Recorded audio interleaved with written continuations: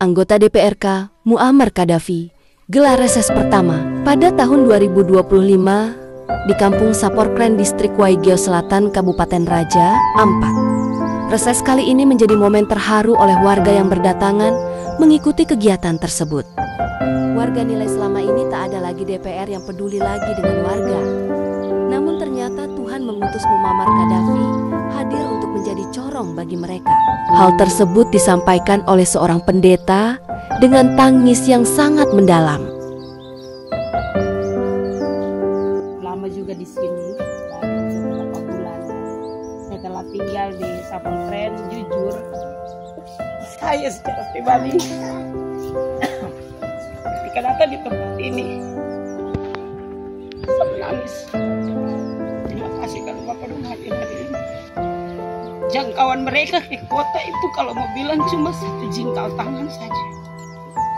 Tapi masalah begitu banyak di dalam tempat ini yang potensi masyarakat, potensi lokal mereka itu sebenarnya cukup banyak. Yang pertama, dari sisi sumber daya manusia. Saya tidak tahu kenapa anak-anak di kampung ini paling banyak yang tidak bisa sekolah lanjut. Hitungan dengan jari, padahal hutan kaya, laut kaya. Saya tidak bicara soal budaya dan sebagainya, tapi soal fasilitas. Yang tadi mama dong bilang itu, bagaimana dong habis sekolah, dong harus numpang. Dong sampai di sana orang selesai sekolah,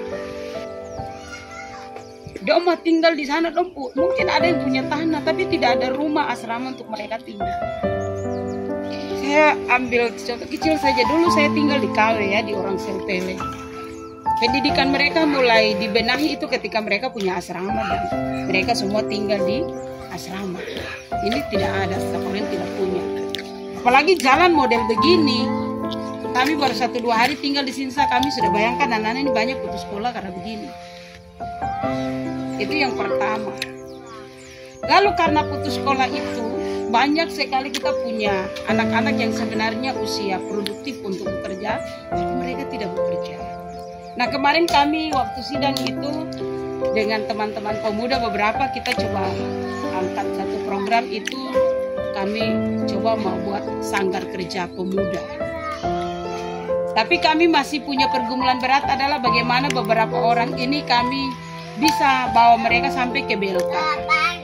Mungkin ada pelatihan-pelatihan, karena itu titipan pesan kami saja kepada DPR, kakak-kakak Dora yang duduk di sana, manakala ada kegiatan-kegiatan pelatihan-pelatihan yang dibuat untuk anak-anak muda, misalnya di BLK atau di mana gitu, titiplah kami dari anak-anak muda dari Saporkren, supaya mungkin mereka tidak bisa bekerja di pemerintahan, karena mungkin dengan latar belakang pendidikan mereka seperti ini, tapi mereka mampu untuk menciptakan usaha sendiri. Beberapa waktu lalu itu saya sempat diskusi dengan ada teman-teman LSM dari Jogja, yang mereka punya usaha bisnis mengolah sampah untuk jadi solar. Tapi kami hanya baru sebatas diskusi saja. Mungkinkah ke depan nanti DPR bisa lihat bagian ini untuk mengamankan kita punya sampah-sampah yang banyak ada di laut, studi banding dengan mereka yang ada di luar sana, lalu mengolah itu menjadi solar untuk kita punya kepentingan. Dan anak-anak di Saporkren ini yang pertama. Yang kedua, terkait dengan ekonomi produktif ini Bapak Dorang, paling banyak yang pergi jualan ikan di Waisai itu mama-mama. Bapak-bapak dong pergi mancing, tapi yang jual itu hampir semua mama-mama. Lalu kalau jalan begini pasti dong kandungan turun karena setiap hari mobil tak banding. Jadi itu tolong diperhatikan. Dan manakala, ini titipan pesan saya saja, manakala kalau pasar Waisai itu dipindahkan ke Non Bokor, Bapak don tolong jujur sebagai anak-anak Papua, mama-mama dorang ini akan sedikit sulit bersaing kalau dong masuk berjual di dalam dan ketemu saudara dorang dari sebelah. Pengalaman saya lihat kebanyakan susah sekali kalau orang Papua dong masuk baru di dalam di pasar-pasar di mana yang ketemu lihat.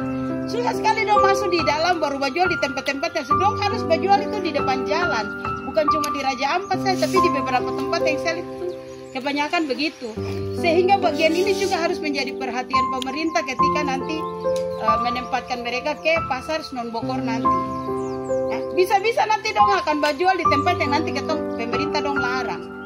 Jadi untuk nanti sebentar ketika mereka ke Sunan Bogor, tolong mereka punya tempat itu langsung dikasih khusus.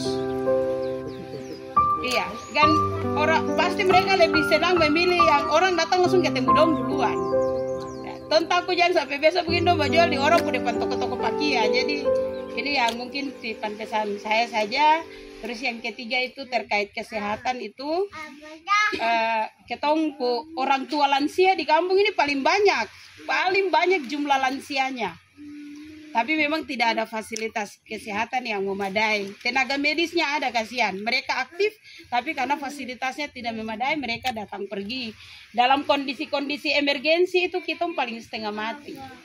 Jadi bagian ini yang mungkin kita titipkan untuk DPR, tolong dilihat dengan baik. Itu saja, terima kasih.